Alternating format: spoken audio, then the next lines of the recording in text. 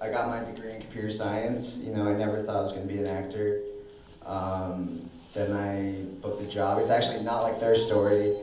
I got my first audition, and a week later, I went straight to test. And then, yeah, I know, it's crazy. It was the craziest experience. And I found out I got the role an hour after I tested for the show. Wow. Yeah, it was crazy. Wow. And then I showed up to work the next day, and I was like, peace, I'm going to Hawaii to shoot the show. And this is not what happens, though. I know because I tested for a show like a week ago and didn't get it and cried for like, I just stopped crying, actually. So yeah, sorry, I'm recovering. It's fine. Like, no lie, that was my next question. Is like to everyone here, we're like, what? Yeah, you guys are serious regulars, or you are regular on the show, regularly working. What was your biggest heartbreak? That was it. That was it. Because when you test, they didn't say this, but you see like all the money you're going to be making, you see all the opportunity, and you have to sign the contract before you audition too. So you're like, oh, this is going to be amazing, and then they tell you you didn't get it, and then your life is over. So yeah.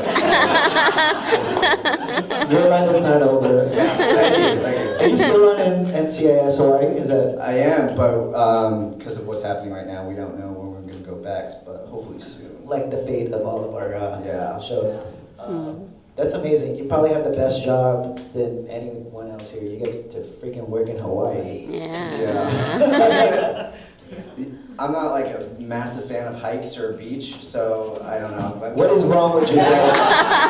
What is wrong with you? I know. I'll take your job. I'll be Vanessa Lachey's son. Perfect. You would be great.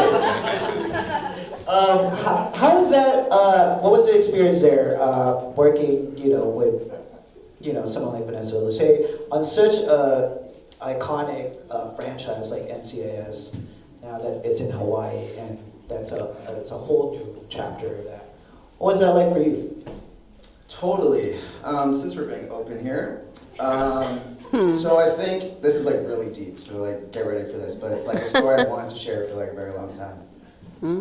I think as a Filipino actor, like skin color is like a very, like I wouldn't like go out in the sun because I'd be worried about getting too dark and not being able to play a character. But on NCIS, they actually put makeup to make me darker. Because the entire crew is like all Asian, they're all like Filipino, so like that moment was just like a crazy moment for me that I could just like be myself. And yeah, I think that you book things that you need in your life, if that makes sense. And this was definitely one of them for me. So that was your decolonializing your mind. Yeah, I was like, this is crazy. I was like, guys, we have to decolonize our minds. That's what gets in the way of why we don't go far in life or in progression in this. for sure. But that's a whole other panel right there. Ariana Bosco over here will talk about that. What up, Nikki, Ariana? All the homies showed up. Thank you guys for calling up. Amazing. That's a very profound thing to experience as a Filipino, and considering that that's something that we all are inundated with, right? Like, what was your experience like being, there's all types and colors of Filipinos up here right now. Some of you look more Filipino than others. Some look some don't look like all. Was that something that helped you or hindered you in your career?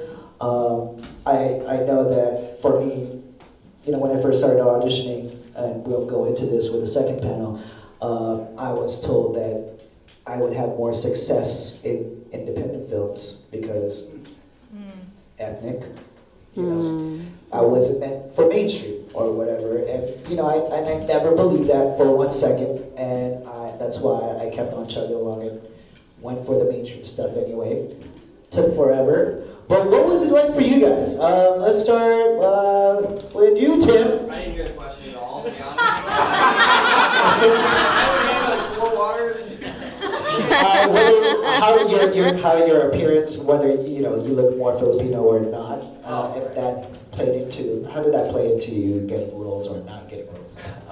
Okay, so yeah, I look pretty Caucasian, I think. Yeah. Okay. There we go. All right. So yeah, when I first started out, like ambiguously ethnic. That's what everyone cast me as. No one really knew. I think the first big role I booked for Fox Pilot, I was Hispanic, and I had to say "calmate," and they were like, "That's not how you say it." And I was like, "That's how I say it." But yeah, no, I just. There are advantages to it for sure, or so I thought.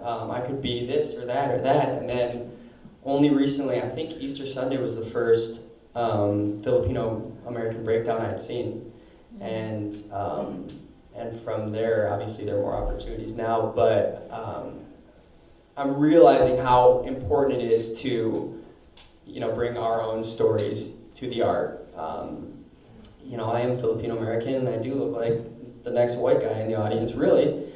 But my story is different than the next person, so ambiguously ethnic, no more. I'm Filipino, baby!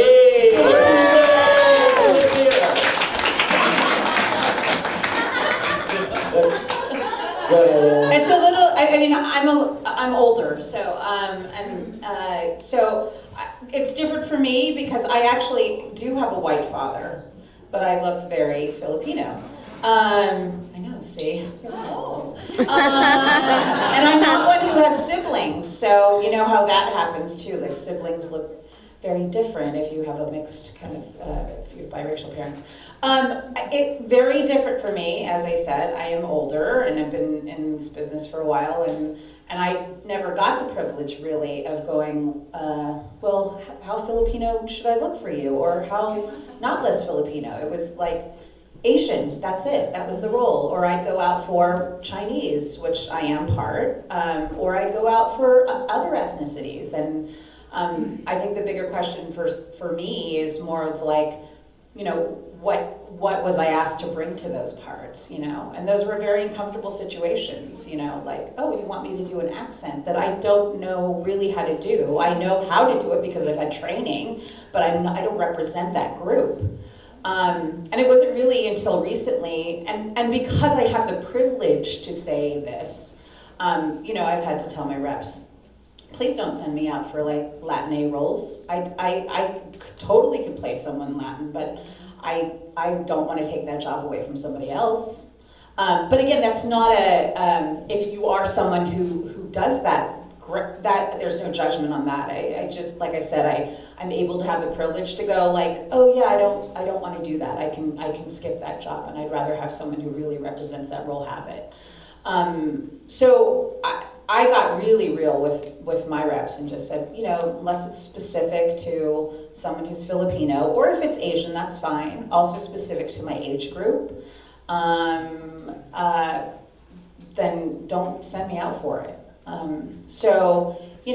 It's been a different kind of ride for me because, it was more of like, well, I'll take what I can get.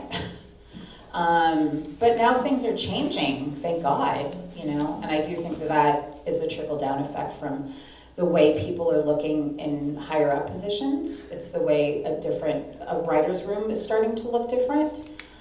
So we're going to see more people that look like us and other people of color, because those stories will be told because of the people in the room that are writing them, the people above them who are executive producers who are people of color, and people at the studios and networks who are people of color.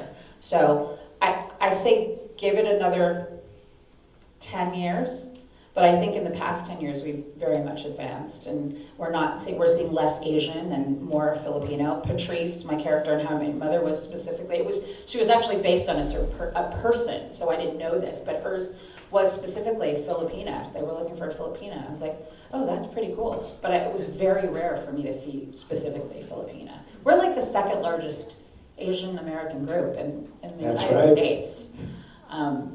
And there's literally, like, of what I heard of recently, like 13 or so Filipino writers in the Writers Guild. I mean, that's insane. So my big thing is when I do panels, it's like, if you don't see yourself write it. You have no excuse anymore. You have a computer, you have this little thing that we carry around that you can attach to your head at this point, to write, to shoot it on that phone, and then you've got numerous platforms to put it on. YouTube, anything, social media, you know. If your story isn't being told, if you're not seeing yourself, do it, do it, do it, do it, do it. Make it. I love that. Give it up for Alex.